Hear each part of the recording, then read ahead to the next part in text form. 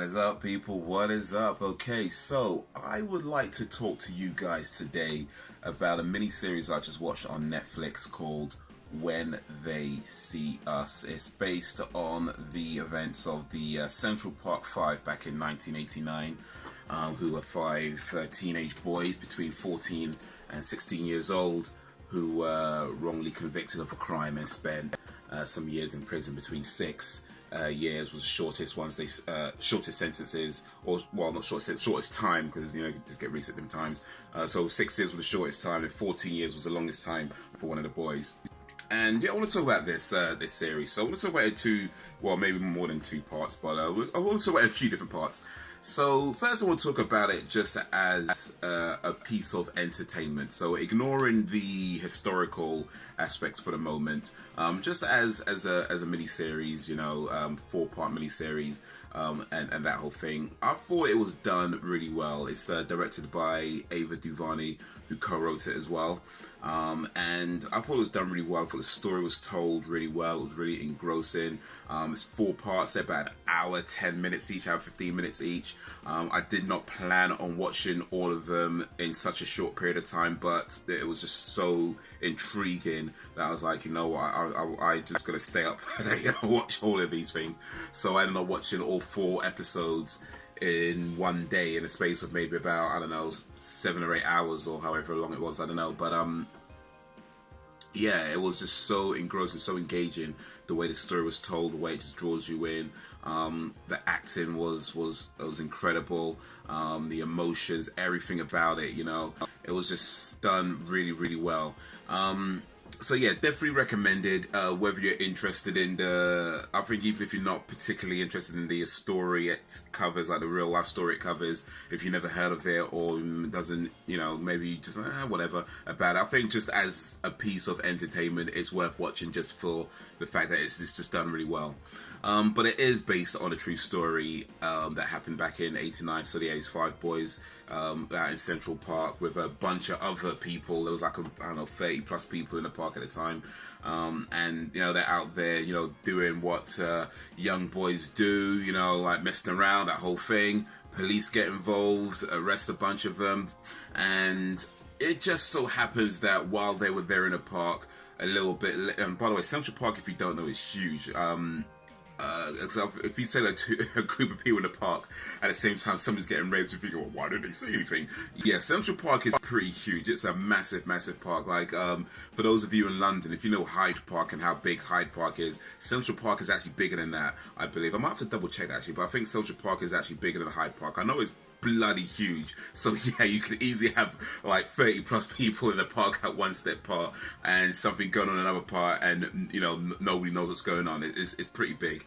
But anyway, so yeah, they messed around, police get involved, a bunch of them get arrested, and then at first they didn't know this lady was raped, so they were originally going to just release them into, I think they call it family court, but then they found out that a woman was raped, and then immediately these people that got picked up were no longer just kids messing around. Now they were thugs. Now they were animals, and this is something that I thought was quite interesting about it, how it shows how language can be used to demonize and criminalize people before you have even any evidence. Once you've got their opinion of somebody that they are this, and it really gives that way of demonizing them and criminalizing them, and effectively justifies in their minds how they treat them, because they were treated pretty horribly. And by the way, before I go ahead, it is a TV show. I'm sure there's parts of it that were maybe a little bit dramatized because it's a TV show, and maybe certain words weren't said the way they exactly happened, and maybe the events weren't exactly that thing. Maybe it's like, I feel like, really though, I'm no expert on the actual story, but I feel like just from watching this and from what I know about it, and I did watch an interview with a couple of the guys, the 2 of the Central Park 5 who are now sort of, I think they're like 40-year-old men now, I think, or something like that, 40 plus year old men, but anyway, so I just feel like, just from that, from what I can, my feeling is that this is pretty accurate, that what they showed is pretty accurate to you know, like say at 99, 98, 99% accurate to what went down, what was done, and how they were treated. And they were treated pretty horribly. And I think part of that was from the fact that they were, from right away, it was like these animals, these thugs, and that's the language that they use. And it was done as a way of justifying it in their minds to treat them less than human. You know, they weren't just 14-year-old young boys anymore. You know, they were animals, and they were held without their parents. They didn't have any kind of legal representation. Some of them were smacked around, and they were pretty much, well, they were not even pretty much, they were, you know, coerced and, you know, forced into making a confession about something that they didn't do and didn't even know anything about, you know, because, you know, they're from the, what's her name, Linda something, I can't remember her name, Linda Furen, anyway, but yeah, just pretty much decided they were guilty. You know, and from that was like, that's it. And then one of them in particular was really sad because he got picked up, well, a couple got picked up the next day, but one of them only got picked up because he just wanted to, you know, go and support his friend. Like, he wasn't, you know, a person of interest for the police at that point. He was just like with his friend when they picked him up, and he was like, oh, I'll come with you and, you know, try and give him some support. So he was just in the police station, you know, waiting while he's there, and then all of a sudden they decide like, oh yeah, he's involved as well, and he's getting smacked around, he's getting, you know, and yeah, forced into making a confession that, you know, that, and yeah, it was just ridiculous. It was so, and look, we know these things happen. Like, it's not that we don't know. We know these things happen. We know these things go. We know they're not the first to have that sort of thing happen to them, and, you know, they're not the last to have that sort of thing happen to them. But yeah, watching it in this, you know, the way it was told, it really like emphasizes just how cruel, you know, that kind of thing is, and how, you know, arrogant, you know, like some people can be in terms of deciding that I'm right and you're wrong no matter what. And even though their stories didn't match up, you know, they forced a confession out of them, and even, you know, the stories that match up, they were talking about different locations for where the thing actually happened. There was no physical evidence, there was no DNA evidence. You know, they found somebody's semen that didn't match any of their DNAs. You know, there was so much evidence against them. Not against them. What's the word? Is it against them? No, for them. But what I'm trying to say, there's so much evidence that did not point to them, you know. But even throughout all that, it was like, no, they did it, and they were. It was just like, man, how can you be so, like, you know what I mean? Like, how'd you get to that point where you are so blinded by the truth and what's in front of you that you'd rather just stick to this idea because you've already decided they are thugs, they are animals, and no matter what, it was, they did it, and they made everything, or tried to make everything fit to this idea. And then what it came down to is their forced confession. So yeah, they spent time in jail, between 6 years with the shortest sentence, or sorry, shortest time. I keep saying sentence. There was the shortest time. They were let out. Some of them let out after 6 years, but the one that spent time the longest was the one that was just there to support his friend. He ended up spending some 14 years in prison, and then while they were out, you know, they're trying to do the best they can. You know, of course, you know, once you're a convicted criminal, you know, it's tough, right? Getting a job, doing anything, trying, you know, it's tough. So they're trying to do the best they can. They didn't go well for all of them. I think that's fair to say. But they're all trying to do the best they can. But yeah, the one that was still in prison, he ends up getting into a fight with somebody, and then it turns out that's the person who was an actual rapist. And what I thought was interesting, and I think this is something that can make a really interesting movie or maybe a series in itself, is the actual rapist who did it. So he was a serial rapist. He raped, I believe, 4 women. I need to hold 4 fingers off 2 or 3. What am I doing? He raped really 4 women. He was convicted on 3. And even though, like, the one that he wasn't convicted on, the Central Park 5 rape, matched, you know, all what he was doing, they still was like, no, it's them. Anyway, so like, but what I think was really interesting is that he confessed, and this is, like I say, he got into a fight with one of them, so they don't like they were buddies. You know what I mean? They didn't know each other. They just got into a fight over like a change of the volume of the TV. But then he confesses later. He finds out that's the guy serving time for his rape, and he's like, no, that's not okay. And he confessed out of like a guilt, like he felt that he's serving time. He's like quite religious now, so he's like, he needs to be punished for what he's done, and no should be punished for what he's done. So he confesses for that, and even when he confesses, they were like, no, it's still these guys, and he had to prove. He was like, take my blood, take my, do this, do that, he had to prove that he did it. That's, you know what I mean? Like that's anyway. But yeah, what I was trying to say is that what I found interesting, and what I think could make a really interesting story in itself, an interesting movie or series in itself, is this guy Reyes, who, what happens in a person's life that turns them into a serial rapist.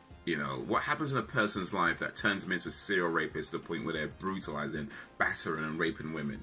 And then what happens in a person's life that makes them, turn completely around and confess to a crime? Because he didn't have to confess. Like I said, they didn't know the guy. They weren't friends. They weren't buddies. They didn't owe him anything. He didn't have to confess. He's already in prison. He did not have to confess. So what happens to someone who does these horrible things, and what happens to a person that makes him do these horrible things or causes him to do these horrible things, and then what happens to that same person that completely rejects all these horrible things he's done to the point where he's willing to confess to a crime that he didn't have to save somebody that he didn't have to. That I think could be an interesting thing, an interesting story, an interesting movie.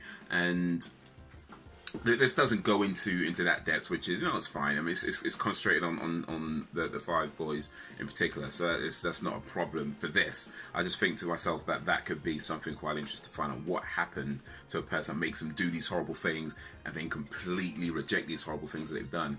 And the rape victim, I think her story could be something that could be quite interesting.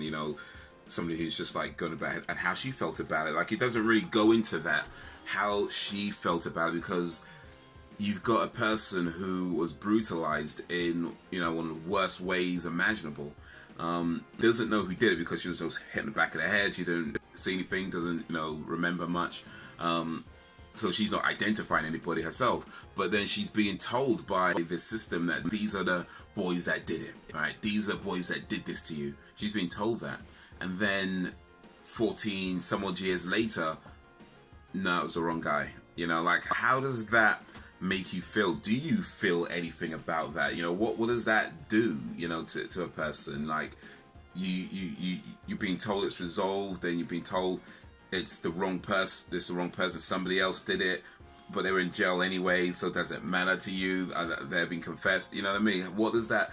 that I think is something that could be an interesting, maybe well, I don't know if it'd be a whole movie. Now I'm thinking about it, might be like maybe like a 30-minute episode or something. But I feel like something like, or maybe just an interview. I don't know. I mean, I feel like that could be interesting to know, like what goes through somebody's mind after going through something so horrible, being told it's resolved, and then finding out it was never really resolved, and then it was somebody else that did it, but it wasn't, and that person confesses to do it years after they become religious and regrets that they did it, like, what is that, you know what I mean? Like, that I think would be interesting to know what goes through a person's mind, something like that. But anyway, there's only so much you can do with a miniseries, and yes, definitely worth watching in my view. And I didn't know much about Central Park 5. I think I remember hearing about them probably about the time the last one was being released. That I'm thinking about it. I don't remember paying too much attention to the story at the time though, but I think I remember hearing about, something going on, and I didn't know what exactly it was, but it is what it is. And yeah, now watching this and watched one of the interviews with the guys. They got $41 million split between 5 people in the end, which sounds like a lot of money, and you know it is, let's be real, it is a lot of money, but in all honesty, I feel like, and I think a lot of people feel like they should have gotten way more than that, you know, when you consider that, you know, I mean, 6 years is a long time to spend in prison for something. Well, 6 weeks, 6 days, 6 hours is a long time to spend in prison for something you did not do. These guys spent 6 years, one of them 14 years in prison for something that they did not do, and they never said they did it. They never took any deals. They never like, oh yeah, because they will offer like deals after you, if you admit to this and we can do you know, they could be released. He's like, no, I did not do it. Maintain that 14 years. And then it only got finally convicted, resolved when the person admitted to it, confessed to it. And but yeah, like they got $41 million split between them in different amounts, because you know, just different time spent in prison. But yeah, they should have gotten way more than that. I feel like they should have gotten way more. But you know what? Fair play. Not fair play. Is that right? Fair play? Kudos? One of them. It's late. I'm tired. I don't really know what I'm saying. But no, kudos to the guys though, because they've done really well for themselves. You know, they set up businesses. They've, you know, they're touring. They're talking about these issues. They're raising awareness. You know, they're doing really well. And even before the settlement came through, like when, you know, some of them released and, you know, they're trying to go about their days, they were still trying to do the best they can. And, you know, I think that's commendable. It shows that you really can't break someone. You might think you can, and you know, they were kids when they were forced to confess, but as they became men, you know, they became, you know, stronger resolve that, you know, they're going to try and do the best they can. And you know, they were dealt a shitty hand, let's be real, but they were trying to do the best they can, you know, after that, and they maintained their innocence. They never, like, you know, oh, if you, there's no I'm innocent. And then 14 years after the last one's released, and you know, after confession is like, and now they're doing even better for themselves. And what I find, because it's easy to look at something like this and oh well, you know, they went through this horrible stuff, but you know, they got this money now, they're doing well, and maybe it wasn't as much they should have got, but they're still doing well, and they're doing all these things they might have been able to done otherwise. And one of them in an interview, like I said, I watched an interview with a couple of them, and they talked about this, like, you know, if you had to do it over again, like what would you, if you have to do it all over again, knowing that this is going to be the outcome, like would you still do it? And it's like, that's a difficult question, isn't it? Because on one hand, it's like you went through something really horrible that you should not have had to go through, but had they not gone through that, then maybe this would happen, where maybe they wouldn't be in the positions that they are right now to be able to raise awareness, to be able to do all these positive things, you know. So life is complicated, isn't it? Life is complicated, you know. It's a series of, this shouldn't have happened, but it did happen.